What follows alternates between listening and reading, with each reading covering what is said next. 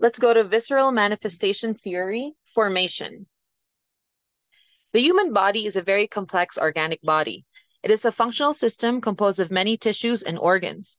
Its principal components include the Zang and Fu viscera, the non-organ structures, the sense organs and orifices, the material basis of vital activities like essence, qi, blood, body fluids, etc., and the meridians. Knowledge of the structure and functions of the body systems in CM has been obtained through observation of the manifestations of many physiological functions and pathological phenomena in the body. As this knowledge accumulated, it was taken a step further and became formulated as the visceral manifestation theory. The foundation established by this theory comprises principally the following three aspects. First, ancient anatomical knowledge. As early as the eras of the spring, autumn, and of the warring states, Huangdi's internal classic already contained descriptions of findings from the dissection and research of the human body. For example, the spirit pivot states, a man is about 8 qi in height. His size is measurable on the skin and flesh, and his body may be dissected and inspected after death. The firmness or fragility of the Zang viscera, the size of the abdomen, the quantity of the food in the stomach, the length of the vessels, and the clarity or murkiness of the blood, they all have measures. The internal classic further contains a more detailed account of the circulation of blood, describing not only the formation of blood, its nature and functions, but also the source that powers its circulation, the internal organs that it flows through, and its rate of flow.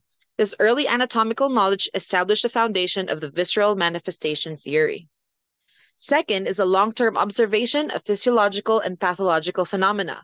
By applying the principle of inferring the interior from the exterior, the ancient physicians carefully studied in detail and over a long period of time the external manifestations of the physiological and pathological phenomena of the human body and gradually recognized the rules.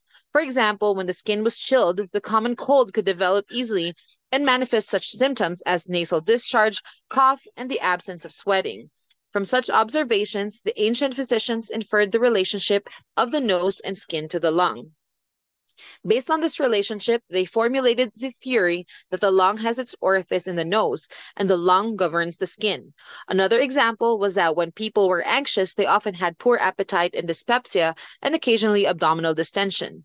After many years, the ancient physicians linked the mental distress of brooding to the digestive function of the spleen, leading to the theory that the spleen controls brooding and excessive brooding damages the spleen. These were concrete examples of inferring physiological function from pathological changes. Number three is a summarization of practical experience. During the long period of struggle against diseases, the ancients observed that the certain pathological phenomena were related to the dysfunction of certain viscera. In particular, they learned to infer the functions of the viscera from the results of therapeutic intervention. For example, the relationship between the liver and the eyes was difficult to establish in physiology. However, many types of eye disorders could be cured by techniques that treated the liver. Based on these observations, they gradually formulated the theory that the liver has its orifice in the eyes. Another example was that the healing of bone fractures and the stimulation of scalp hair growth that resulted from strengthening the kidney. From the physicians formulated theory that the kidney governs the bones and the splendor of the kidney is in the hair. It is clear that the theory of visceral manifestation in CM is based on definite anatomical knowledge.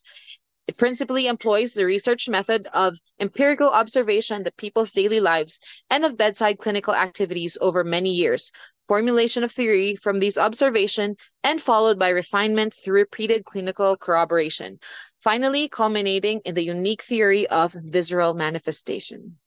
Thank you so much for your attention.